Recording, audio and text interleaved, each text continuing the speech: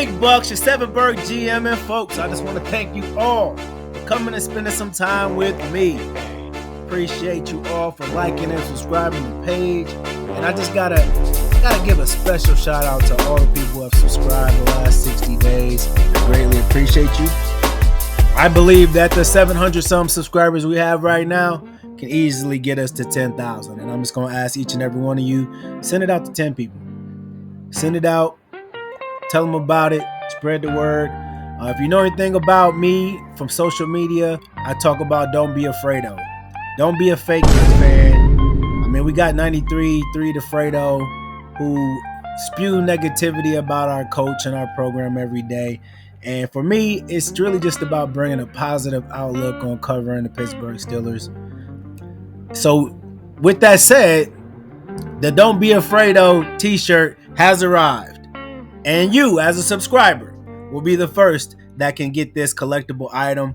It is hot off the presses. And all you got to do is comment Don't Be Afraid of, and I will send you an opportunity to get one of these nice t-shirts. Join the club and support us. I greatly appreciate you, and I hope that over the next 60 days we can continue to grow this page exponentially as we put out content, news, updates, analysis, and interviews about the Pittsburgh Steelers, baby, on our road to 7. Let's go. Before we go into the Week 7 review, I want to do what we always do. Let's go over these picks from last week. Week 7, I was 10 for 5. I've been doing a horrible job on these Thursday night football games. I think I've missed on the last 4 weeks. 77 and 33 so far this year, 70%. Hopefully we can have a good week with no more than one loss. That's what I'm shooting for every week. No more than one loss. So if you listened to the last video, and if you haven't, go back. Pretty long one. I spent a lot of time on it. Go back and watch it. I left week 6 excited, so excited. I bought a ticket to the game. I took my little happy self to Paycor Stadium. First time ever going to Cincinnati. I know I didn't just watch Broderick Jones pancake somebody. No, bring that back. Toss back here, first down, and a lot more. Wow. Hey, that's what I'm talking about, Broderick. That's what I'm talking about. That's why you got drafted as a first rounder. That right there. I've been very critical. Man, hey, pancake somebody. That man.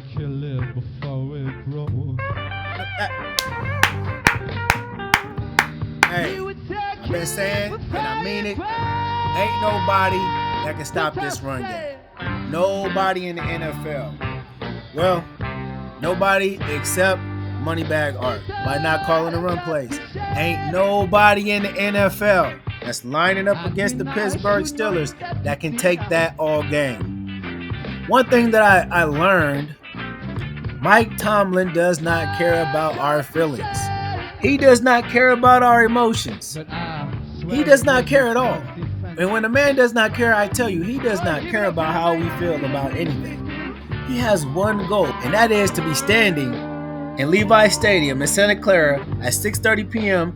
February 8th, 2026. That's it.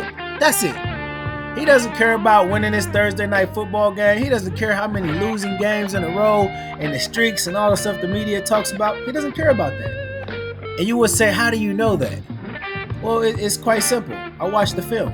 I was there. I saw players dummy game speed me all game. I'm thinking to myself in my head, like, what? Man, what's going on? They can't be that tired, can they? Nah. When I watched the film, it was very clear to me, schematically, the Steelers did not press to win this game. The Steelers did not press to exert too much energy defensively. The players, and you watching this play right here, this touchdown. And I'm not saying that the Steelers wanted to lose this game. It was a 2-point loss. Thursday night football is just not something that we have ever, and I say ever, going back to December 4th, 1980, Thursday night football games. We are 12 and 15. And here's the kicker. On these away games, 3 and 12. 3-12, going back to last year. So now 12-16, 3-13 on the road. We got one of the oldest teams in the league, but we're still a young team. This offensive line is just starting to gel. You know, guys in their third year are the veterans outside of Isaac. And next year, folks, it's going to be even scarier because we're going to be way younger with maybe one or two old players. This time right now is super important for our young players who are going to be the leaders next year. These are going to be the guys who will be leading the team.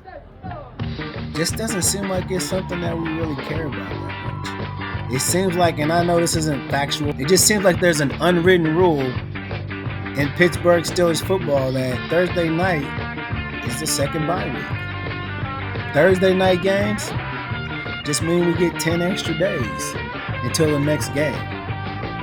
And strategically, it makes sense. There's wisdom to it. You gotta learn how to take care of yourself. You guys gotta learn how to gel and come together and play your best ball in December. And sometimes that means you go on the road Thursday night and you rope-a-dope.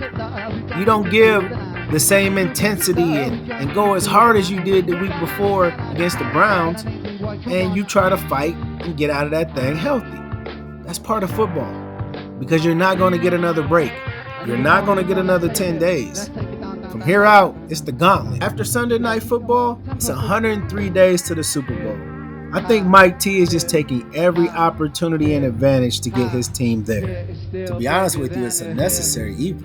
We're going to go dummy game speed. We're going to play a lot of bodies. We're going to try to get as much rest and get out of that thing healthy so we can get 10 days. Because to an NFL player, man, 10 days is real. Keep it 100 with you. To a young team with a lot of old players, and that's what we are. We're a young team with a lot of old players, especially when you know the other teams in the division got to go hard every week just to stay alive. They are fighting for survival. That makes you press. That is exhausting. It's hard for young players to learn how to be the tortoise. Everybody wants to win, let's go hard, especially when you ain't never did it before. And I commend the Steelers for bringing in so many guys who got rings. These guys have done it before. They're in the locker room. They can give that knowledge and that tutelage to say, hey, maybe you should do this. Watching this film, it didn't add up to me. It did not. The effort from the players and the scheme just didn't make sense. For everybody who's like, man, this dude is way out here with this conspiracy theory, second bye week talk, just listen. You watch these press conferences and you make your own decision. Mike T, who is probably one of the best at owning a room, didn't shy away from the mini bye. He didn't hesitate at all. He even called it business as usual. Honestly, to me, it looked like a whole lot of bad poker faces. It made me feel like when we beat the Ravens last year, and then they came back and beat us, and then walked all over us in the playoffs. It kind of is giving that vibe like, all right, you know what? Y'all won the game. That's great, but we going to see y'all again. It's chess, not checkers. It's a thing. They know what a lot of people in the NFL and you know, some defenses are doing better than what we're doing. Even in the offense knowing what they're running. So I think it's a thing in the NFL, like certain coaches got certain ways they play. They call the game, and you know, offenses may know that. But at the end of the day, we get paid to play. Technique-wise, assignment-wise, whatever, we could do better. PQ, does that mean that you need to change what you do, or does it just do what you do better? I think we just do what we do better. I think you can mix stuff up. But at the end of the day, like I said, whoever we got, we gonna run with it. Like we got the guys to do it. We just gotta go there and execute. Not do that. That was bad, and that can happen because it wasn't something that was unaddressed during the course of the week. That's the ingredients. How much self-reflection, self-criticism did you guys do during this mini bye? You guys usually come out of these pretty successfully. How much do you dedicate to something? You know, it's business as usual for us. We get some additional days. We're going to look within. We're also going to look at things trending in the league. It just wasn't a lot of time between this mini break and the one that we just had, and so it's business as usual for us. Doesn't mean that the coach is trash and he needs to be fired. Doesn't mean that the defensive coordinator all of a sudden forgot how to call plays in the NFL. Doesn't mean that. Does not mean that at all. It just means that You're never going to get 10 more days this season to rest, recuperate, rejuvenate, come back ready for Sunday night football. I guess the proof will be in the pudding. If we get a victory on Sunday, then I'll look back at this and be like, hey, if the team starts to come together and play, defense starts to show up, which I think we've seen glimpses of what the defense can be. And yeah, Flacco was getting that ball out of his hand fast.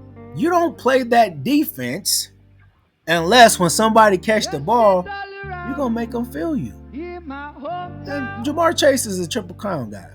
He is who he is, man. I'm not going to I don't like him, but as a man, I'm going to give him his respect, man. He that dude. He's that dude, period. Like, that dude on the field, he's a route runner. But he also could be touched. Let's not get it twisted, baby. The problem is us. I came in there expecting a CTE game. I did. Burfett. I came in expecting Hines Ward. And I went to Paycor to see that, folks. That's what I love about football. Sometimes you gotta sit back and look at the big picture. We really, as a fan base, have to get over this. Fire everybody. Jim and Pat was just on the other day talking about everybody wants to fire everybody. They got all these quotes. And every time I hear one of them, I'm like, that don't apply to the Steelers and Mike Tomlin. We're going to change that culture. I promise you. One Fredo at a time. We have one of the best coaching staffs. We have a spectacular team. Sometimes you got to look past what you see right in front of your face. It's not an excuse for losing football games. Like, nobody wants to lose. When you lose by 2 points on the road in that fashion, I mean, they made a couple plays that we didn't. Period. That's what it came down to. They made a couple plays that we didn't. This mindset that we're going to hold everybody scoreless and nobody's going to run the ball on us, that's fantasy, folks. As a fan base, we need to learn the game. We have one of the lowest FICs. We got the lowest football IQ fan base out there. Everybody's got an opinion, and honestly, I love your opinions. It's great. I love the fact that, we're so passionate, but we got to be smarter about what the hell is going on. You can't just take whatever 93 Fredo throws down your throat and regurgitate it and think it's going to fly when you're talking to somebody who really knows ball. You can't just get on there and say silly stuff and think that it's going to fly. It's not going to fly with me. Week 8. We got the Packers. I think this was a game that originally I said that we probably were not going to win. I think this was a game that I thought we would lose. I thought it would be a good game, but I thought this might be a game that might be too much for us. Yep, I actually thought this would be our first loss. And honestly, I wasn't too far off. The Seahawks game, I really don't think we should have lost that game. That was just a horrible special teams mistake by a rookie. Cost us. This game, this is with Joe Burrow playing. I did these predictions, and I just felt like we was gonna go in Cincinnati and beat them. Silly me, forgetting that was a Thursday night football game, and thinking that we were gonna go in and give it everything we got.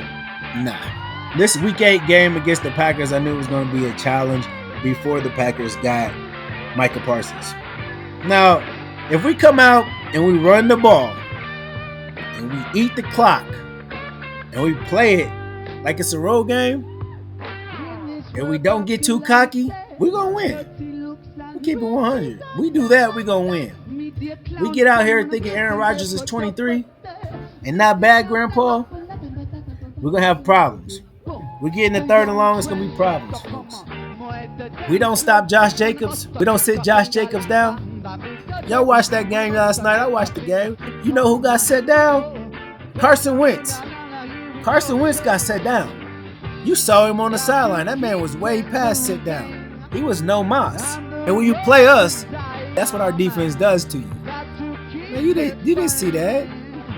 You didn't see that this game against this past week. And if we're going to win going forward, man, that's what it's going to take.